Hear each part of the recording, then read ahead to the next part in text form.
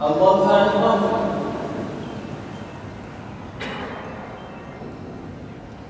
Semi'allahu limen hamidah.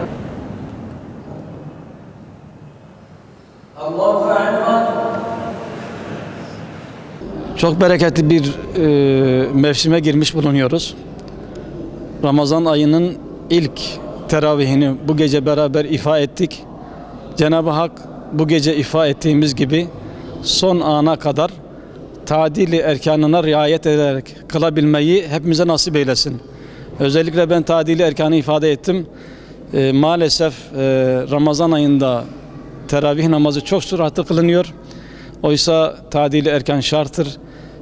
Teravih senede bir ay. Bunu da Allah Resulü sallallahu aleyhi ve sellem ve sahabe-i kiram hangi hassasiyette kılmışlarsa biz de inşallah o hassasiyetle kılalım, buna riayet edelim. Bir de sünnet diye ihmal eden kardeşlerimiz var. Mutlaka kardeşlerimiz bunu ihmal etmesinler. Şunu emin olarak ifade ediyorum. Burada namaz kılanla çarşıda oturup sohbet eden, ilgisiz kalan bir olamaz. Onun için inşallah kardeşlerimizi bu sünnet olan, Ramazan ayına mahsus olan teravih namazı hususunda asla gevşeklik göstermemelerini istirham ediyorum. Bir diğer önemli husus, Ramazan ayı Kur'an ayıdır. Mukabelelerin okunduğu bir aydır. Mümkün mertebe okumasını bilenler okusunlar. Okuyamayanlar da mutlaka mukabeleleri dinleyerek o sevaba nail olabilsinler inşallah. Cenab-ı Hak bu ayı hakkımızda hayırlara vesile kılsın inşallah. Bir diğer önemli husus, maalesef her Ramazan'da adet haline getirilen ve başta Amerika, İsrail'in gerçekten Müslümanlara reva gördüğü bir zulüm söz konusu.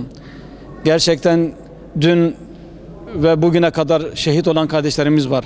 Cenab-ı Hak onların şehadetini kabul buyursun. Diğer yönüyle Ramazan ayı yardımlaşma ayıdır. Fakir fukaraya el uzatma ayıdır. İnşallah bu ayda fakirliği yakından hissederek, bunu düşünerek inşallah ihtiyaç sahibi kardeşlerimize yurt içinde ve yurt dışında, komşumuz olabilir, uzak olabilir, bu yardımlarımızı hiçbir şekilde esirgemeyelim. Cenab-ı Hak bizi o sevabın vermiş olduğu büyük mükafattan mahrum bırakmasın inşallah.